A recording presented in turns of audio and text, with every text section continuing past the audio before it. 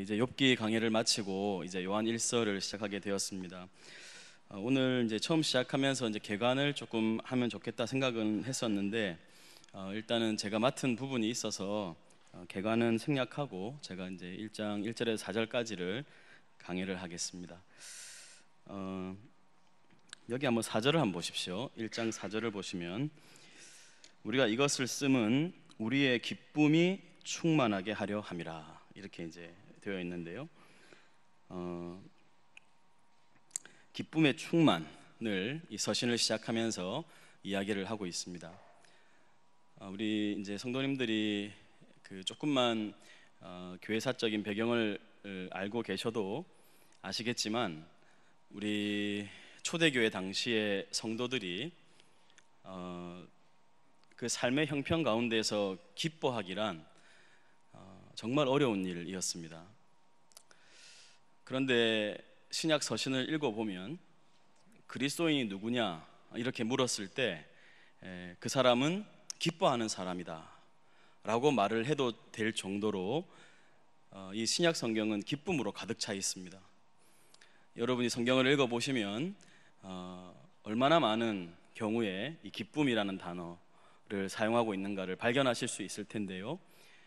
그 말은 어떤 상황과 형편에도 불구하고 그리스도인에게는 무엇이 있다는 말입니까?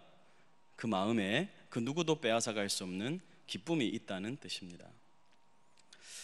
요한 1서를 이렇게 주석을 쓰신 분들이 여러 가지 이야기들을 이렇게 하셨는데 그 중에 어떤 분은 이 요한 1서의 타이틀을 테스트의 서신이다 이렇게 말을 했어요.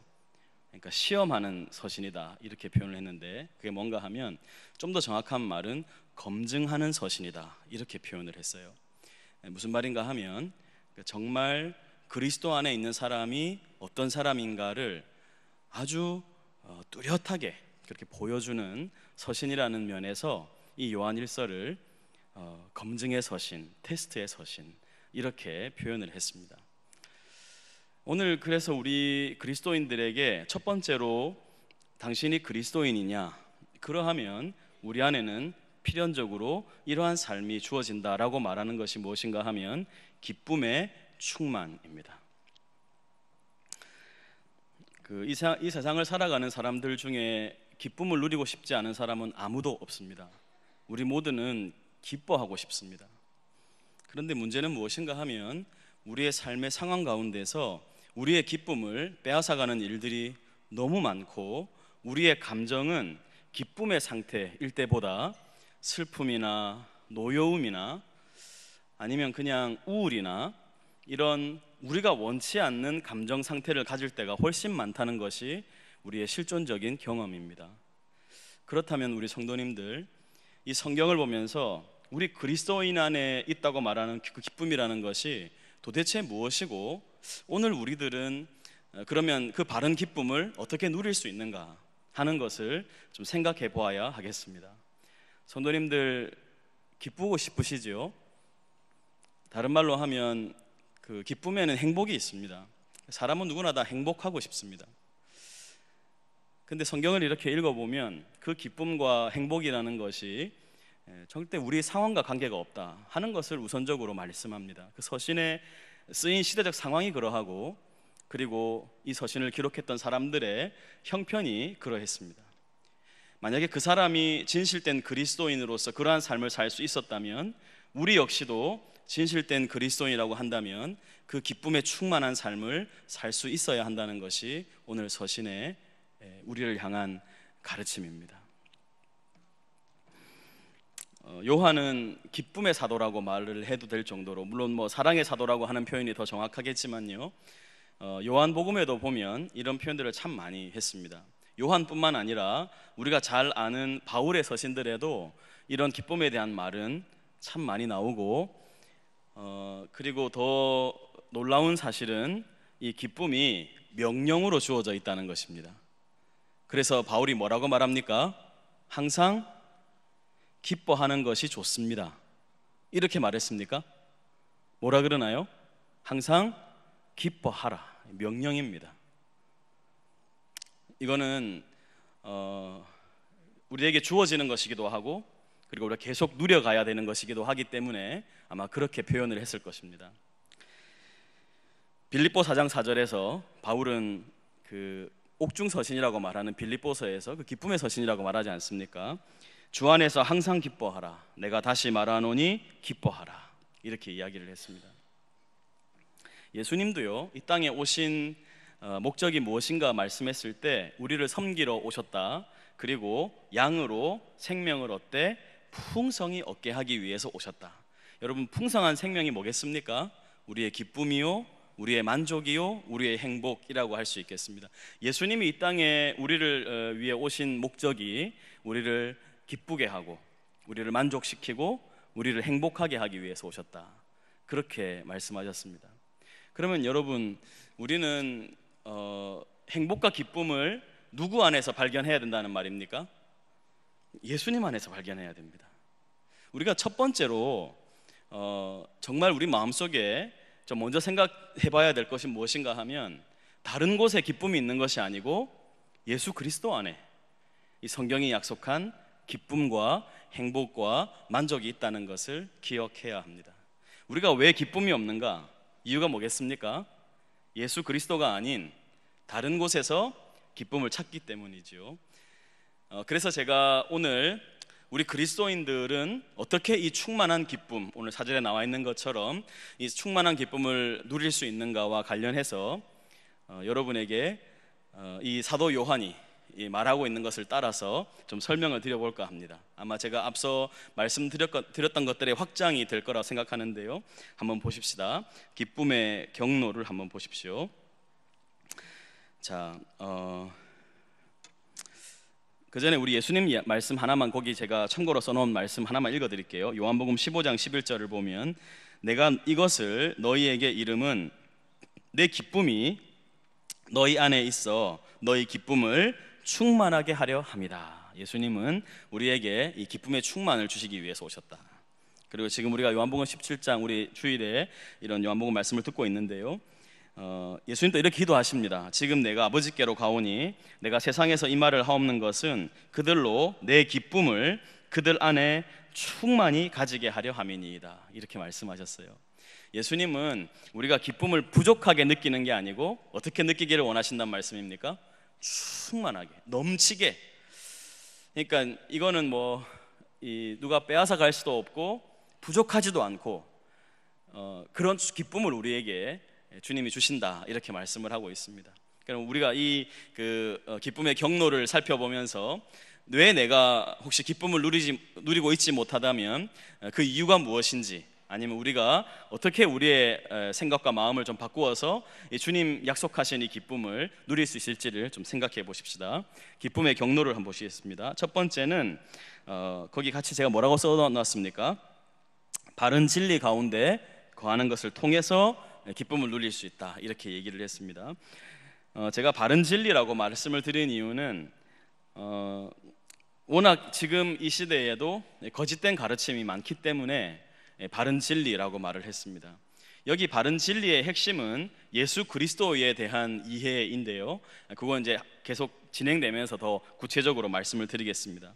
자, 바른 진리에 거할 때 우리가 기쁨을 누릴 수 있다. 왜 그런가 살펴보십시다. 여기 1장의 1절을 시작하면서 제일 먼저 나오는 단어가 뭡니까? 제일 먼저 나오는 단어가 태초입니다. 태초. 여러분, 이 세상에 어떤 책을 읽어보십시오. 이 태초에 대한 이런 확신 있는 선언을 주는 책은 이 세상에 어디에도 존재하지 않습니다. 여러분, 성경 창세기 1장 1절을 딱 펼치면 뭐라고 되어 있습니까? 태초에 하나님이 천지를 창조하시니라. 이렇게 하나님이 태초부터의 이야기로 성경을 열어 가십니다. 우리에게 이 성경은 태초부터 있는 이야기를 들려주십니다. 바른 진리의 이야기를 들려주시는 거죠. 그래서 여러분, 우리가 기쁨을 누리려면 이 역사의 방향이 어디를 향해서 흘러가고 있는가 하는 것을 바르게 이해할 때 우리가 참된 기쁨을 누릴 수 있습니다. 여러분, 우리가 이 세상을 살아가면서 확신할 수 있는 게 얼마나 있습니까? 여러분, 인생을 살아보시면서 뭐를 정말 내가 진짜 확신하며 살 수 있는 것이 뭐가 있었습니까? 우리 주님밖에 우리가 확신하고 붙들고 매달리고 신뢰할 수 있는 것이 과연 어디에 있었습니까?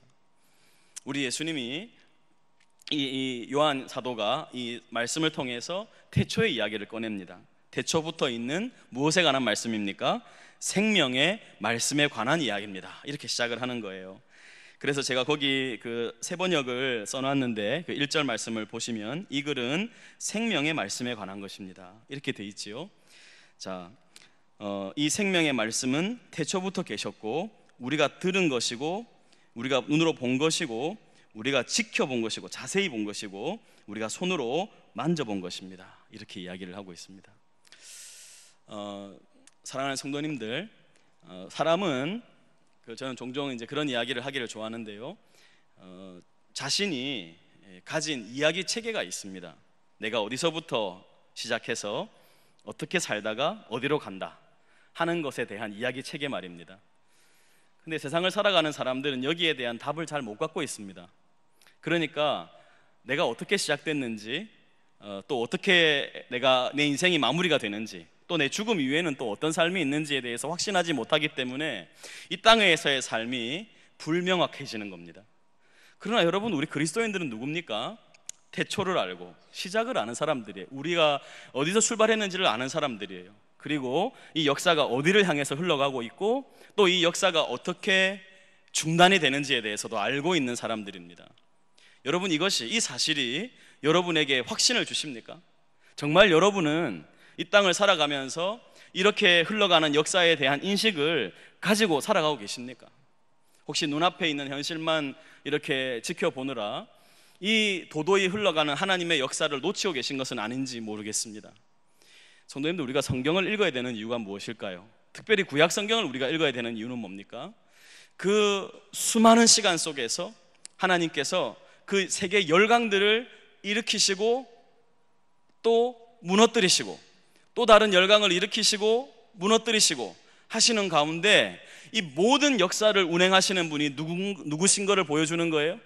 이 역사를 운행하시는 분이 하나님이신 것을 보여주심을 통해서 궁극적으로 하나님이 이렇게 인간 역사가 계속해서 멸망을 향해 치닫는데 더 이상 소망이 없는 우리들에게 하나님이 직접 이 땅에 인간의 몸으로 오시는 것을 통해서 이 땅의 역사가 새롭게 되고, 그리고 그 예수님이 우리를 위한 삶을 사시고 죽으시고 부활하셔서 다시 역사에 나타나시는 날, 그때 이 하나님의 역사는 끝이 난다고 우리에게 말씀해 주셨습니다.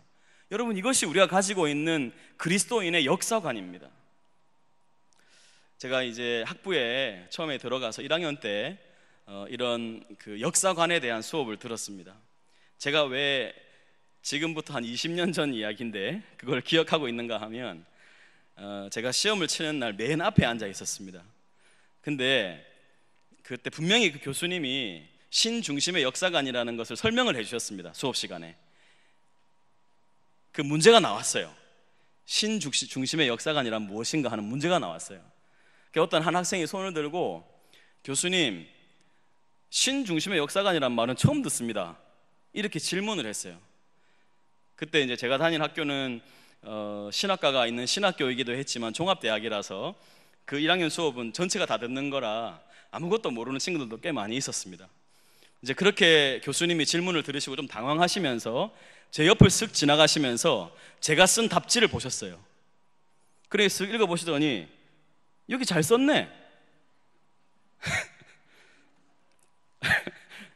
제가 지금 제 자랑을 하는 것 같은 이런 이제 갑자기 이상한 느낌이 오는데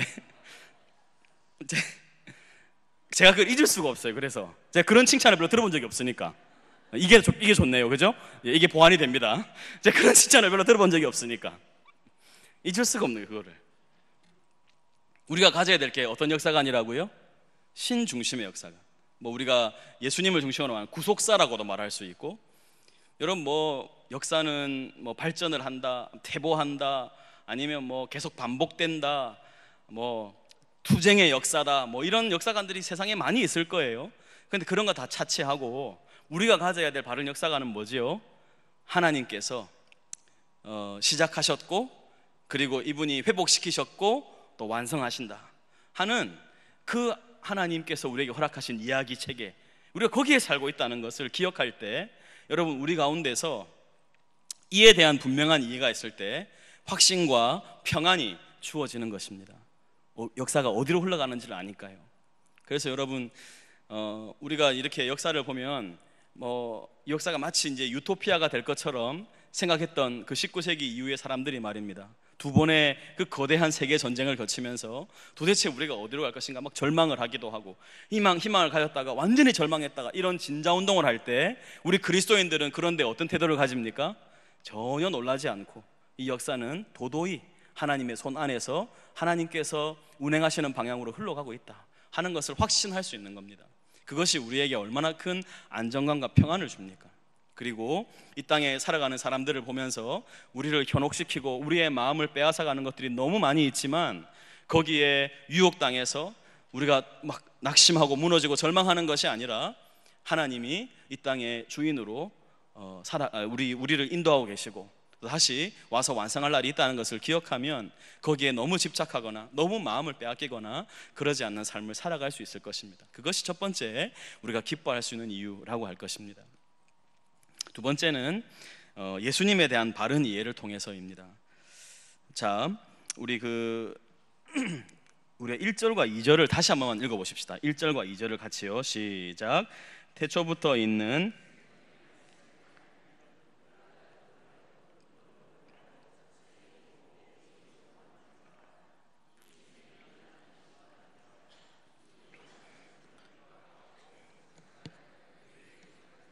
있는 아버지와 함께 계시다가 우리에게 나타나신 바 된 이시니라. 여러분 여기 좀 보시면 보세요. 아까 태초부터 있는 생명의 말씀에 관하여는 이렇게 해서 이 생명의 말씀이 무슨 가르침의 내용이거나 그런 어떤 이 진리의 이야기 체계가 아니고 이 생명의 말씀이 인격체라고 이렇게 우리에게 설명하는 것 같아요. 그렇죠? 태초부터 있는 생명의 말씀, 우리는 다 압니다. 여러분 제가 이렇게 일부러 여러분이 모르는 것처럼 설명을 해도 이게 뭔지 우리는 다 압니다. 여러분 이게 뭐죠? 예수님이시죠. 우리가 요한복음을 읽으면서 너무 잘 알지 않습니까? 태초에 말씀이 계시니라. 이 말씀이 하나님과 함께 계셨음에 이 말씀이 곧 하나님이시니라. 이렇게 우리는 요한복음의 이야기를 너무 잘 알고 있기 때문에 이걸 딱 봤을 때 너무 잘 알고 있어요. 자, 이건 예수님에 관한 얘기입니다. 이 말씀에 대해서 얘기하는데 요한이 처음부터 무슨 얘기를 하는가 하면 우리가 들었고 눈으로 봤고 보되 자세히 봤고 우리의 손으로 만졌다 이렇게 표현하죠.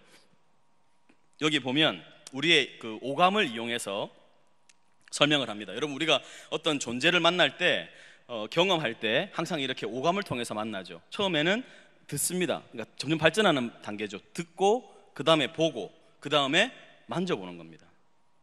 지금 요한이 무슨 얘기를 하는가 하면 나는 이 생명의 말씀, 태초부터 계셨던 이 생명의 말씀을 직접 경험했다 하는 이야기를 이 서신을 받는 독자들에게 이야기를 하고 있는 거예요.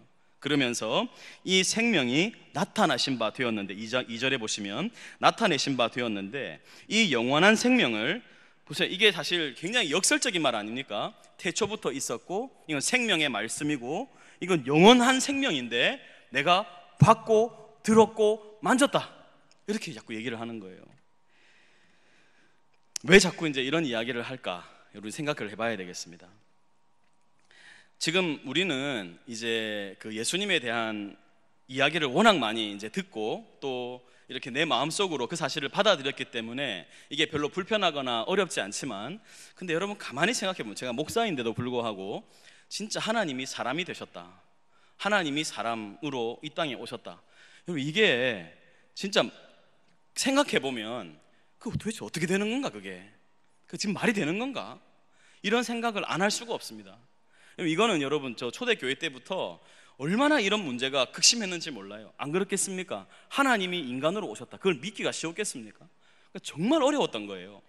근데 지금 요한은 예수님의 죽음과 부활을 경험하면서 그분이 바로 하나님이시라는 것을 확신했고 그래서 이렇게 자신 있게 말을 할 수 있는 것입니다. 그렇지만 요한과 그 사도들의 공동체 외에 자꾸 이단적인 가르침들이 침투해 들어오기 시작했습니다.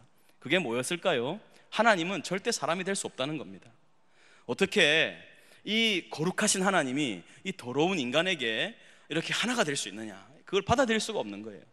여러분, 이 요한 일서나 신약의 서신들을 보면 그런 이단들의 흔적을 여기저기서 볼 수 있는데, 특별히 이런 사람들의 대표가 영지주의자들이라고 말할 수 있어요.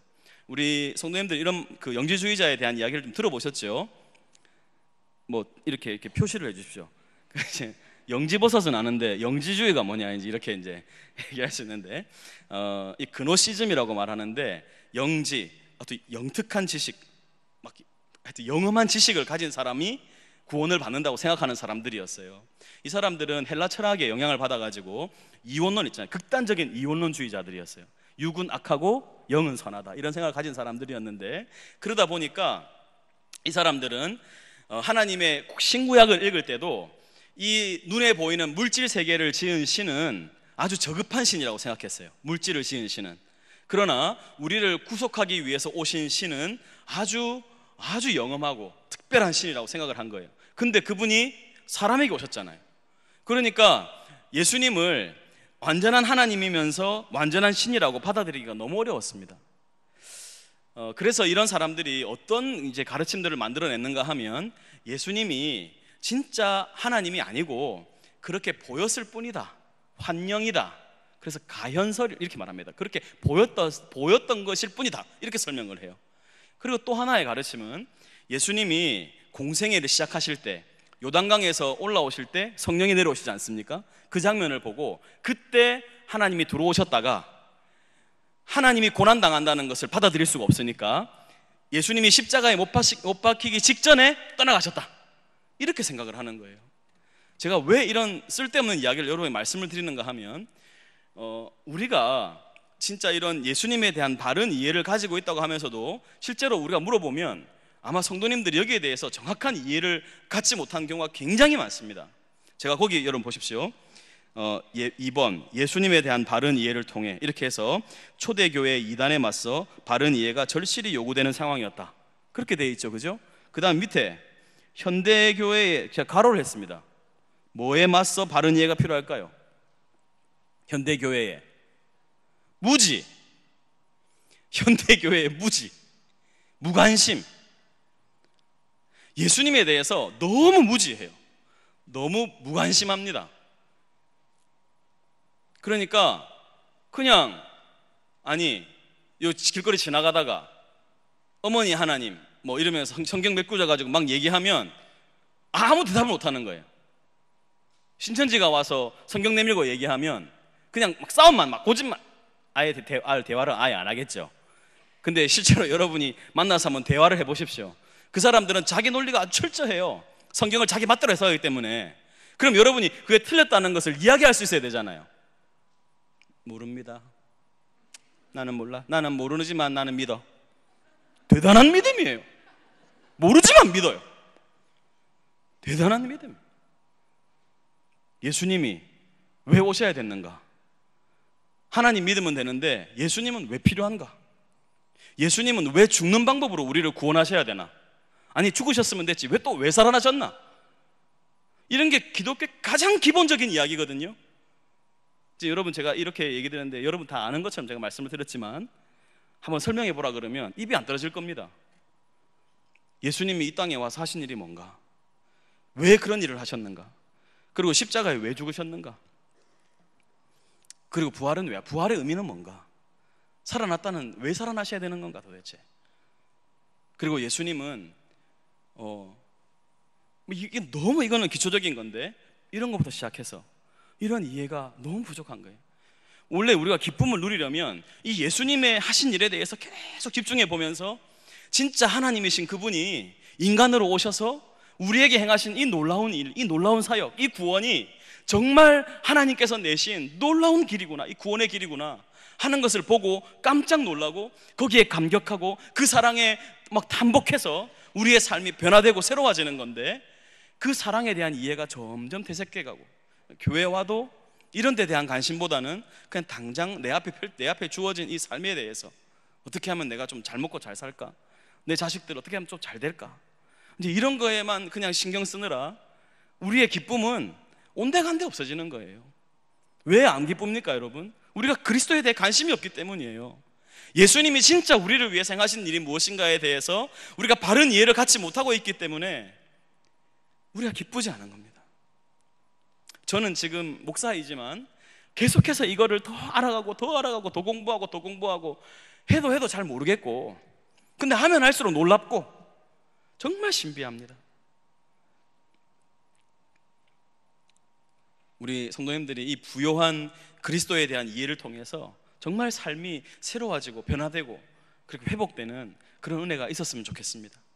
예수님이 진짜 하나님이 왜 이 땅에 오셨는가, 그리고 그분이 그 십자가에서 돌아가신 사건이 진짜 우리에게 얼마나 놀라운 것인가, 이게 나에게 어떻게 적용되는 건가, 그리고 그 의미가 뭔가, 이런 것들을 점점 더 깊이 알아가면서 하나님의 사랑의 그 넓이와 깊이와 높이, 그 바울이 기도했던 것처럼 그 사랑에 대한 이해를 더 풍성히 해갈 때, 그때에만 우리 안에 아까 말했던 행복, 기쁨, 만족, 감사, 이런 것들이 조성될 수 있지, 우리의 환경에 갇혀가지고 그냥 하나님을 마치 그냥 뭐라 그래야 될까, 미신을 믿는 것처럼 그냥 빌면 복 주고 내가 잘하면 뭐 하나님 복 주고 이런 걸로 생각하면, 여러분은 전혀 여기에 기독교에 나와 있지만 그냥 기독교에 나와 있는 불교신자, 기독교에 나와 있는 이슬람교도 이게 비슷한 거예요. 다른 바가 없습니다. 종교인인 거예요. 종교인.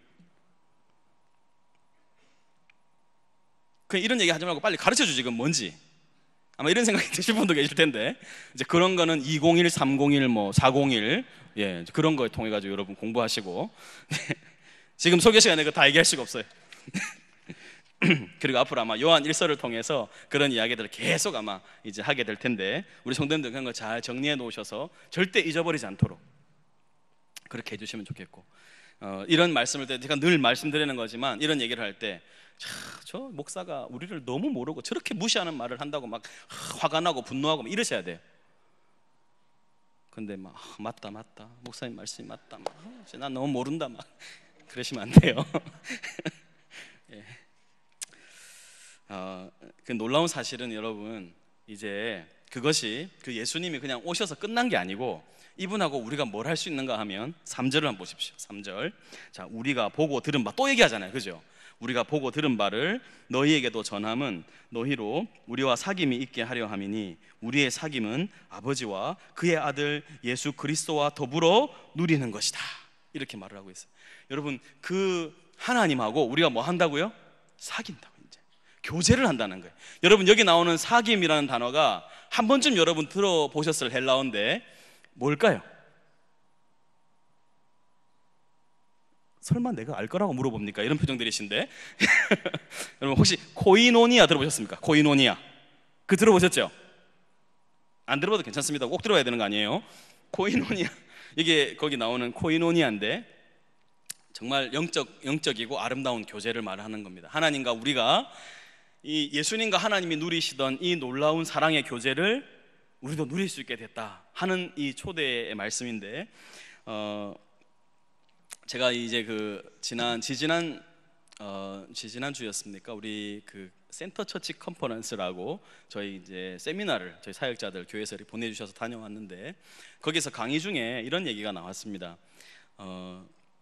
그 초대교회 때 그 초대교회 사람들이 진짜 그 다른 사람들을 변화시킬 수 있을 만한 도대체 이유가 뭘까? 그 사람들은 늘 핍박받고 또 억압받고, 그 사람들은 뭐 이렇게 상류층이기보다는 다 이렇게 대다수의 사람들이 이런 하층민이었고, 그리고 뭔가 이렇게 도대체 무슨 매력적인 게 있어서 그 초대교회에 기독교가 살아남았을까? 이런 걸 열심히 조사를 해봤더니 두 가지, 믿지 않는 사람들이 원하는 것하고 또 그리스도인이 누릴 수 있는 것, 두 가지가 접점이 있었다는 거예요.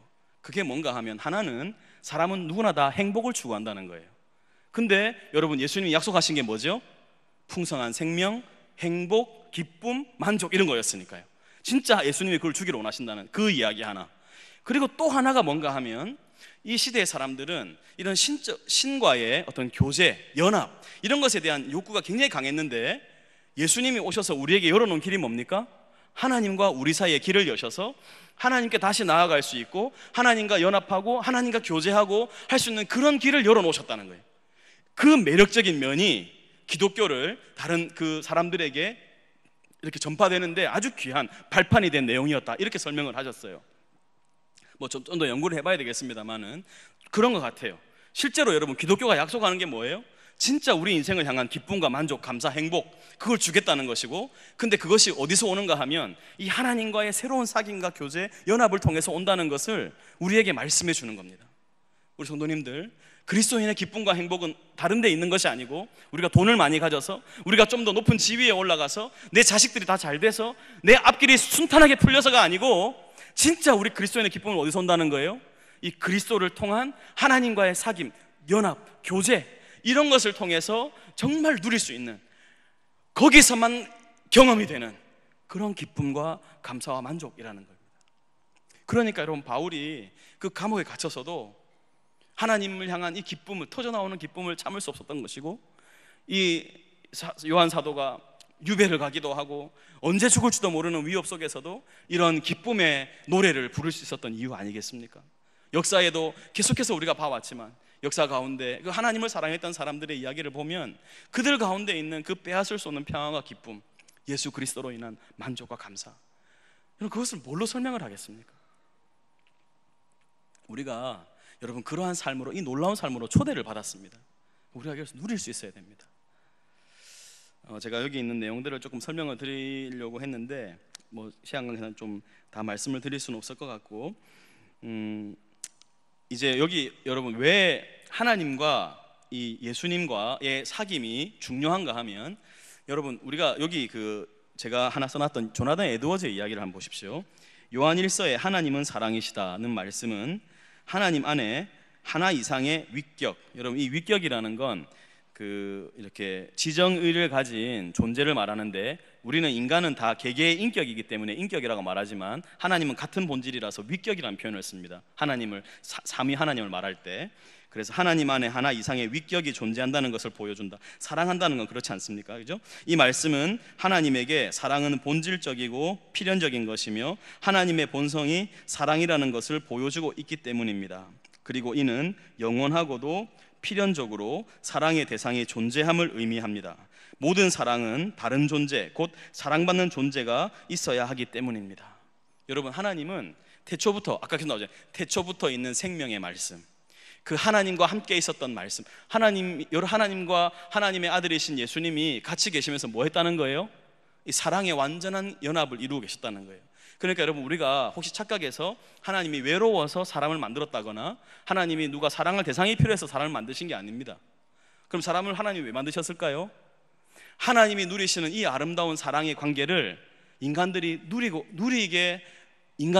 수 있도록 사람들을, 하나님이 이 놀라운 사랑의 사귐을 누리게 하려고 사람들을 만드신 거예요. 인간은 그걸 거절하고 하나님을 향해서 도망을 나왔죠. 사탄의 말을 듣기로 결정을 했던 것이죠. 우리가 그 특권을 다 빼앗겨버리고 우리는 이제 사랑이 아니고 불신과 반목과 아주 이렇게 다툼 속에서 이 땅을 살아가고 있는 것입니다. 그러나 우리가 그 사귐 안으로 들어가면 어떤 일이 일어납니까? 하나님과 이 예수님이 누리셨던 이 놀라운 사랑의 관계가 우리에게로 다시 이렇게 누림이, 그 놀라운 사랑이 우리에게도 전수가 되는 것입니다. 그 안에서 여러분, 사람은 사랑할 때 행복하죠. 사랑할 때 가장 행복합니다. 이 사랑의 관계를, 이 놀라운 교제를 누릴 수 있게 된 것입니다. 여러분, 이 교제가 우리 삶을 어떻게 바꿔놓느냐 하는 것이 요한 1서 앞으로 계속 펼쳐질 겁니다. 하나님과의 사귐을 통해서 어떻게 죄를 이겨낼 수 있는가, 하나님과의 사귐을 통해서 우리가 어떻게 사랑의 사람이 되어가는가 하는 이야기를 요한 사도는 계속 하고 싶은 겁니다. 그러니까 핵심적인 게 뭐예요? 우리가 사귀는 이 사귐에 너희들도 초대되기를 원한다, 너희도 누리기를 원한다, 이렇게 말을 하는 거예요. 여러분, 이것이 곧 우리에게 말하는 바는 뭡니까? 우리도 지금 이 2000년의 간격을 가지고 있는 우리도 이 사귐으로 초대를 받았고, 그리고 앞으로 우리도요, 누군가를 이 놀라운 교제와 사귐만으로 누군가를 초대하는 그런 사람이 되는 특권을 갖게 되었다는 말씀을 전하는 것입니다. 우리의 기쁨은 거기서 옵니다. 누림과 또 전파를 통해서, 누림과 전파를 통해서. 자, 여러분 오해하지 마십시오. 이게 누림이 없는데 전파가 안 됩니다. 우리가 먼저 정말 이 하나님과의 사귐이 놀라운 이 관계를, 예수께서 열어놓으신 그 사랑의 길을 통해서, 하나님께로 가는 길을 통해서 하나님과 예수님이 누리시는, 성령님 안에서 같이 예수님과 하나님과 성령님 삼위 하나님이 누리시는 그 놀라운 연합의 관계, 그 사랑의 관계를 우리도 경험하고 누리고, 내가 거기에 참여했다는 것이 얼마나 놀라운 특권이고 정말 위대한 것인지, 영광스러운 것인지를 알고 그 사랑 안에서 만족하고 감사하고 기뻐할 때 우리의 삶에 이 놀라운 감사와 평안과 기쁨이 찾아오게 되는 것입니다. 여러분, 하나님이 행복한 분이시라는 걸 아는 게 왜 중요합니까? 하나님이 이렇게 사랑의 관계를 하시는 분이라는 것을 아는 것이 왜 중요합니까? 요즘에 책 한 권이 이렇게 나와서 굉장히 이렇게 불티나게 팔리는 기독교 서적이 하나 있는데 새가족반이라는 책이에요. 여러분 제목 보면 별로 읽고 싶지 않으시죠? 근데 이 책이 너무 잘 팔려가지고 출판사에서 찍어내도 지금 감당이 안 된대. 이 양을. 이정규라는 목사님, 제가 알기로 저보다 한 2-3살 어린 분으로 알고 있는데 교회를 개척하셔가지고 몇 년 교회를 개척 꽤 하신 것 같더라고요. 근데 거기서 이제 새가족반에 실제로 가르치던 내용을 책으로 내셨는데 저도 이 책을 읽어봤는데 너무 좋은 거예요, 이 책이. 근데 거기에 챕터 1이 뭔가 하면 영원히 행복하신 사랑의 하나님이에요. 챕터 1이 여기에서 삼위 하나님이 같이 누리시는 이 아름다운 사랑의 관계를 너무 아름답게 잘 표현했습니다. 근데 우리가 하나님이 이렇게 아름다운 사랑을 누리신다는 거 아는 게 왜 중요한가? 그가 존 파이퍼의 말을 인용하는데 제가 잠깐 말씀을 드리겠습니다. 누구도 불행한 하나님과 영원이라는 시간을 보내고 싶어 하지는 않을 것입니다. 만일 하나님께서 불행한 분이라면 복음의 목적 역시 행복일 수 없다는 것이고, 따라서 결국 기쁜 소식인 복음도 없다는 것이지요. 그러나 사실 예수께서는 우리에게 너의 주인의 즐거움에 참여할지어다 라고 말씀하시며 행복한 하나님과 영원의 시간을 보내도록 초청하십니다. 여러분, 이 하나님의 이 사랑의 교제 안에, 이 행복 안에 우리를 초청하시는 거예요. 한번 생각해 보십시오. 여러분, 우리 주변에 같이 있는 사람이 말이에요, 늘 불평하고 늘 안 된다고 말하고 늘 힘들다고 말하고 그렇게 부정적인 사람 있잖아요. 그 주변에 그런 사람 있어 보십시오. 여러분 굉장히 행복하죠? 그런 사람 주변에 있으면 막 기쁘고 막 그런 사람이 있으면 저는 안 기쁜데 나는 왜 이렇게 좋지? 막 저는 불행하구나, 나는 기쁘구나, 이렇습니까? 여러분 주변에 특히나 가족이나 늘 만나야 되는 사람이 늘 불평, 불만, 원망, 막 한탄 이런 것만 가득한 사람이라면 여러분 같이 있고 싶어요? 아니죠.